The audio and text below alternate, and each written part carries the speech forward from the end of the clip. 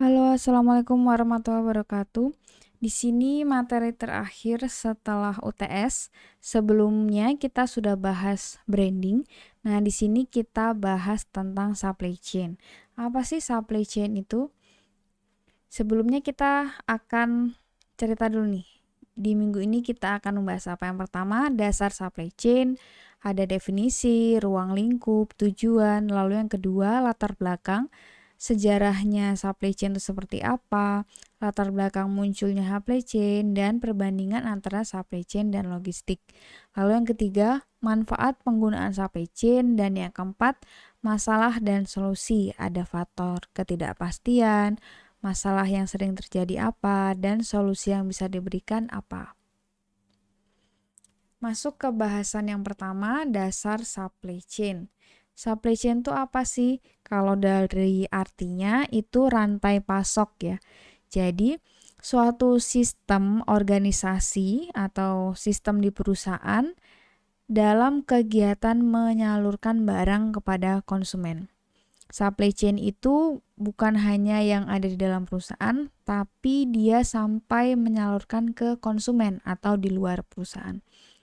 Kalau kita lihat di suatu pabrik, biasanya di pabrik itu apa sih yang mereka lakukan? Otomatis kan ada perencanaan, merencanakan kira-kira jumlahnya berapa, terus juga memproduksi, terus packing, terus mengirim ke beberapa pabrik gitu ya, ke beberapa agen, distributor, sampai ke konsumen akhir.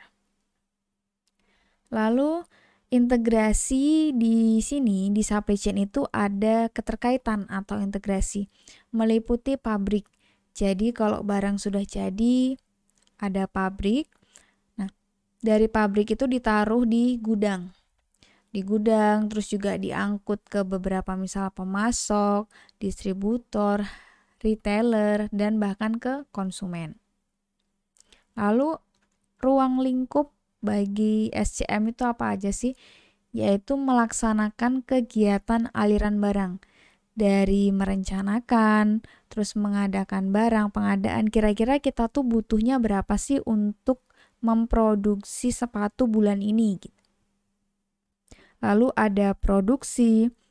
Setelah memproduksi kan otomatis disimpan dulu ya, jadi nggak harus langsung ke konsumen. Setelah disimpan itu ditransportasi atau distribusikan. Terus juga kalau di sini distribusi itu antar dari pabrik ke konsumen, kalau transportasi ini lebih ke armadanya.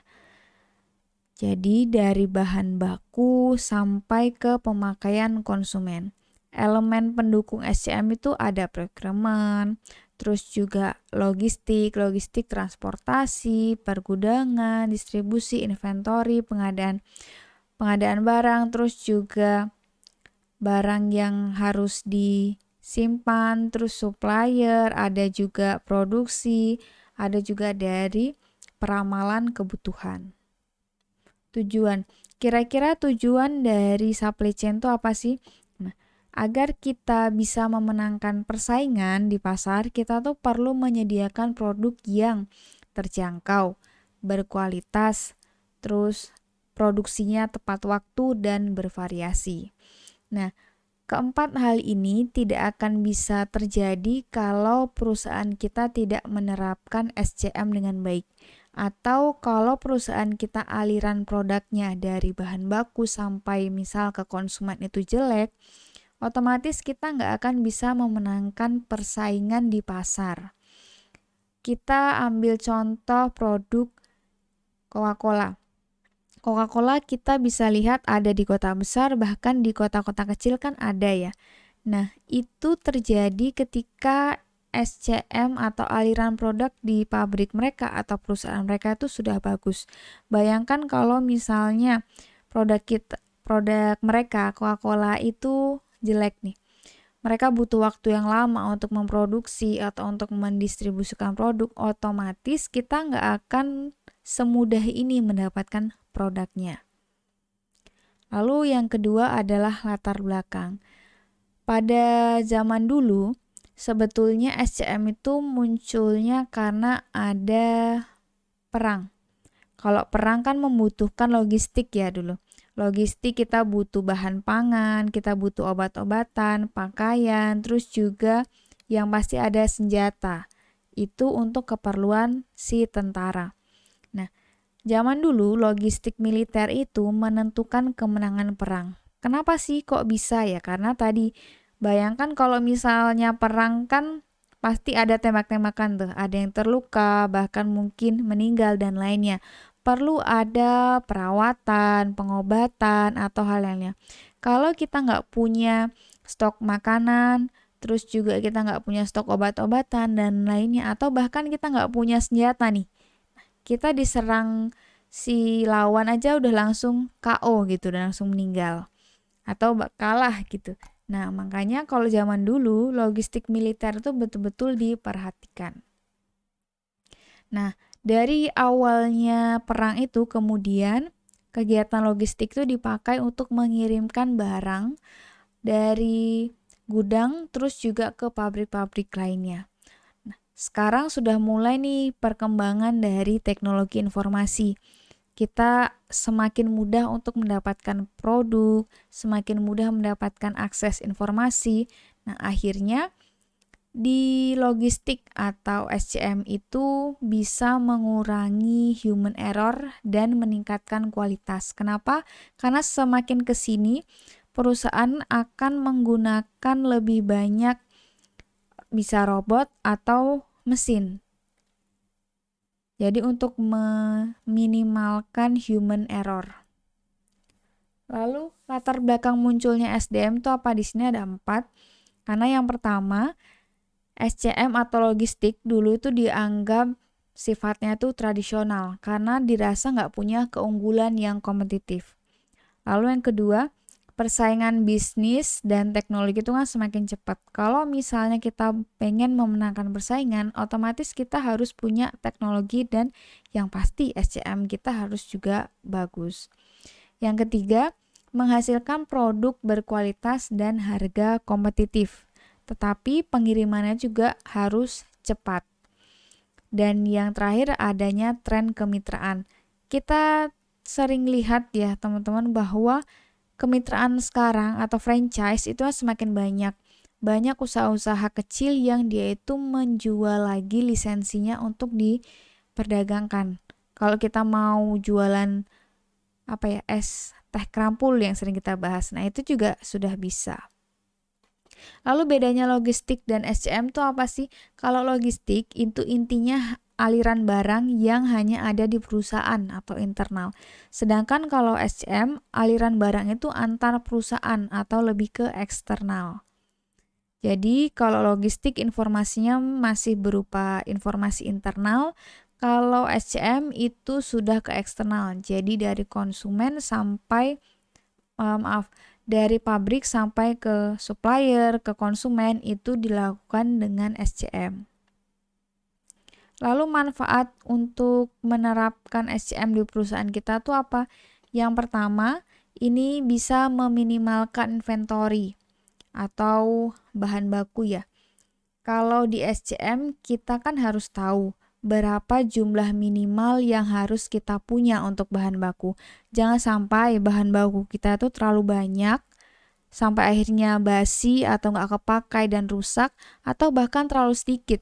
Misalnya sewaktu-waktu ada orang yang mau beli nih, wah kita nggak punya bahan nih, harus nunggu dulu dari supplier 1 bulan. Kira-kira konsumen kita mau nunggu nggak? Nah, makanya di sini SCM itu bagusnya untuk meminimalkan inventory. Lalu yang kedua, mengurangi biaya. Tentunya kalau inventory sudah berkurang atau minimal, pasti biayanya juga akan berkurang.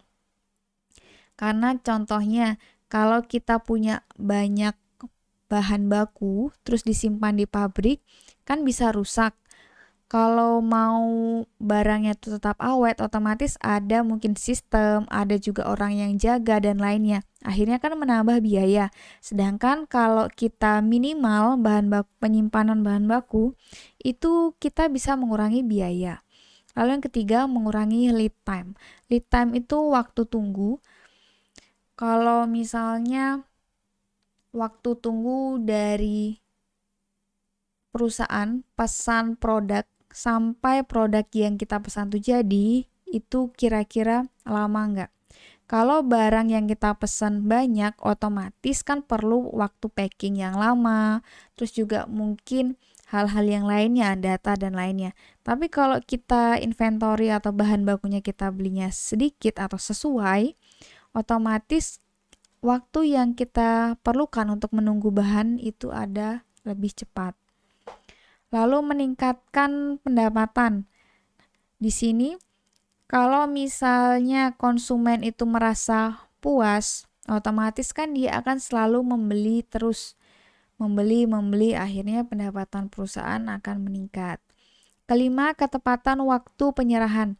Kalau aliran produknya itu sudah sesuai, misal dari mesin A ke B, B ke C dan seterusnya itu tanpa ada kendala dan sesuai dengan target, pasti ke konsumennya juga akan sesuai.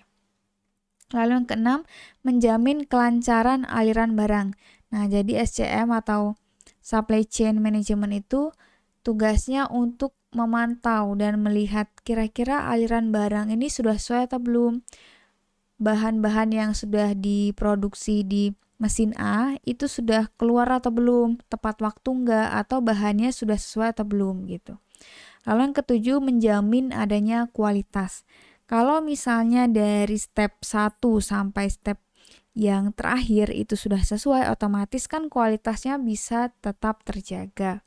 Yang kedelapan, menghindari kehabisan persediaan atau stock out. Kalau pabrik atau perusahaan kan biasanya pasti punya stok ya.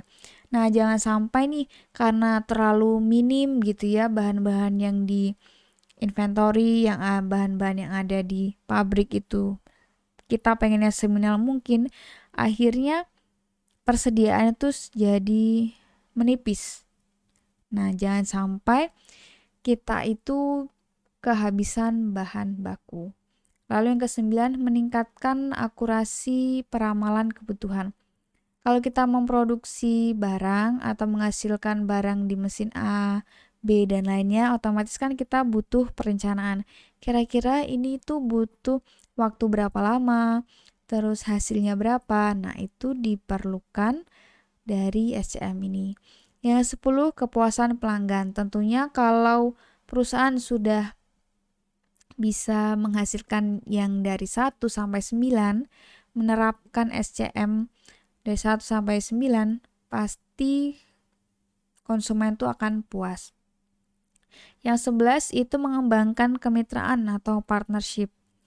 Kalau perusahaan sudah bagus, terus juga sudah terlihat sesuai gitu ya, nggak ada lagi yang tumpang tindih pekerjaan, terus mesin-mesin juga sudah sesuai, akhirnya kan setiap pekerjaan kan akan tepat waktu, kualitasnya bagus, nah nanti akan dilirik oleh konsumen. Kira-kira akan banyak orang yang membeli atau ikut berjualan di produk kita. Misalnya produk kopi Janji Jiwa.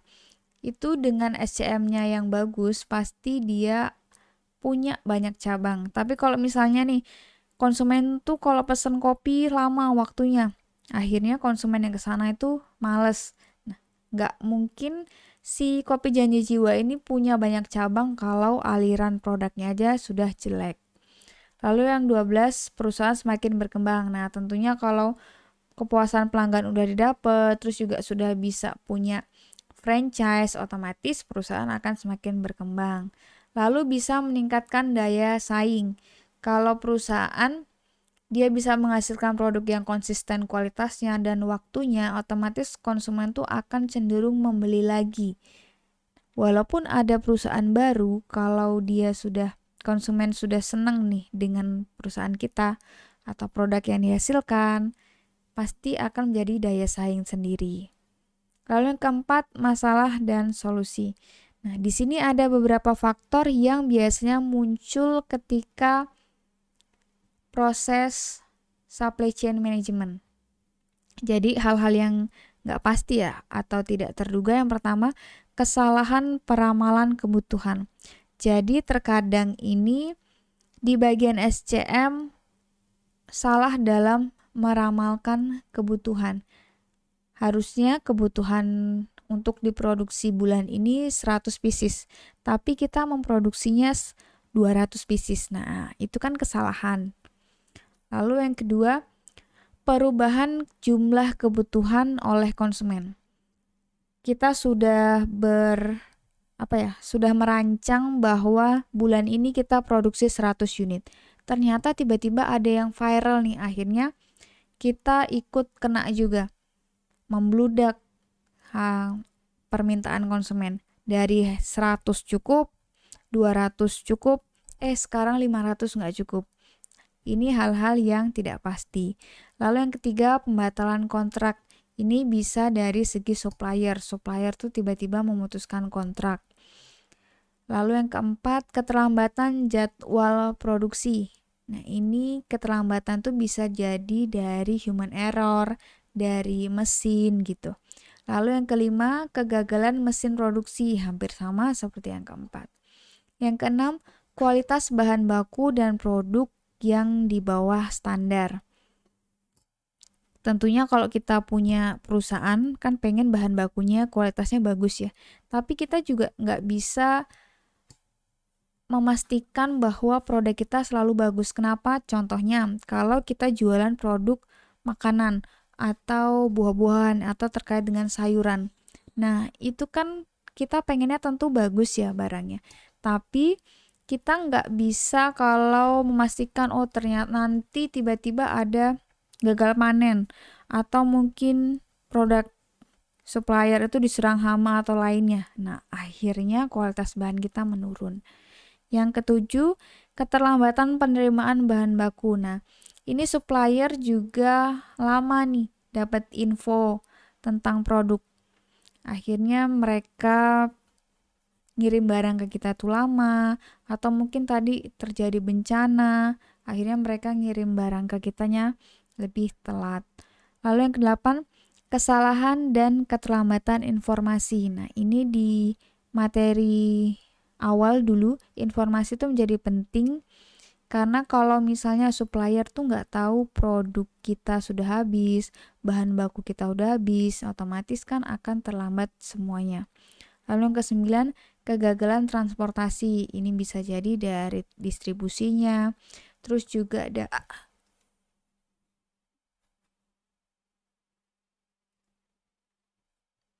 dari distribusi, terus juga dari misalnya kegagalan dari bencana gitu ya.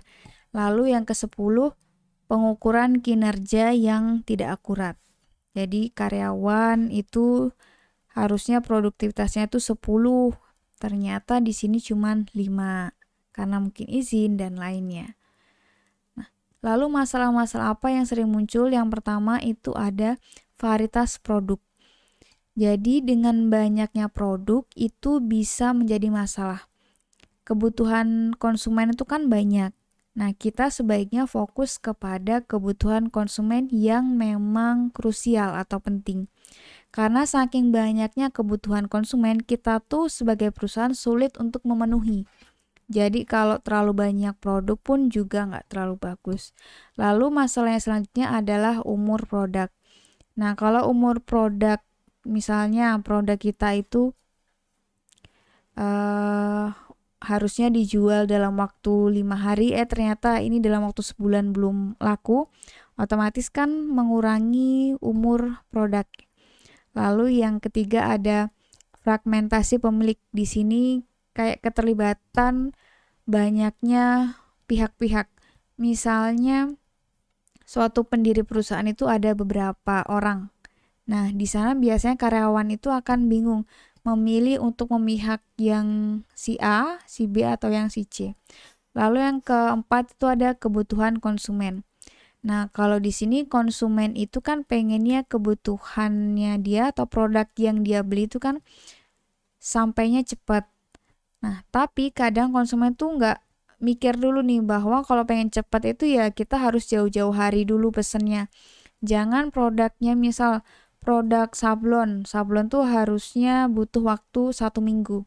Tapi kita H-2 baru pesen dan kita pengennya cepat. Nah, itu kan juga akan jadi masalah. Lalu yang ketiga adalah masalah globalisasi. biasanya ini terkait dengan eksternal. Jadi terkait dengan negara, peraturan negara, kalau contohnya rokok kan ada cukai, terus juga kalau kita ngambil barang dari negara luar kan ada misal pajak dan lainnya, seperti itu. Jadi solusi yang bisa dilakukan adalah yang pertama, mengalihkan kegiatan yang bukan utama ke pihak ketiga. Jadi ini semacam kita bikin kerjasama dengan vendor. Misalnya, kapasitas perusahaan kan nggak selalu besar ya. Nggak semua perusahaan bisa memenuhi semua kebutuhannya. Misalnya kebutuhan perusahaan itu dari A sampai Z. Nah, kita bisa melakukan yang fokus aja dulu, misal A dan B. Sisanya kita bisa kerjasama dengan pihak lain. Lalu yang kedua, membuat kemitraan atau perjanjian jangka panjang. Lalu yang ketiga, meminimalkan jumlah supplier. Bagian yang nomor 1 dan nomor 2 itu kan memerlukan supplier yang banyak. Tapi kita juga nggak boleh terlalu banyak supplier. Yang keempat, meningkatkan hubungan baik dari internal maupun eksternal. Jadi internal tuh dari segi karyawan, terus juga atasan. Kalau dari eksternal itu dari mitra, vendor, dan lainnya. Yang kelima, mengoptimalkan persediaan bahan baku dan produk jadi. Dan keenam, melakukan proses produksi berdasarkan order. Kalau ini itu untuk produk-produk yang memang custom atau produk yang bukan produk massal. Kalau produk massal kan berarti kayak elektronik, makanan, minuman, itu kan harus selalu ada. Nah, kalau ini berdasarkan order itu ketika ya memang orderannya berbeda-beda. Lalu yang ketujuh, memperpendek birokrasi. Kalau di sini biasanya tuh di pelayanan publik. Lalu yang terakhir adalah menerima pesanan langsung dari konsumen tanpa ada distributor. Jadi ketika konsumen nih membeli produk dengan jumlah yang besar, itu sebaiknya bisa langsung ke perusahaan aja. Oke, itu saja yang bisa disampaikan di materi ini. Terima kasih. Wassalamualaikum warahmatullahi wabarakatuh.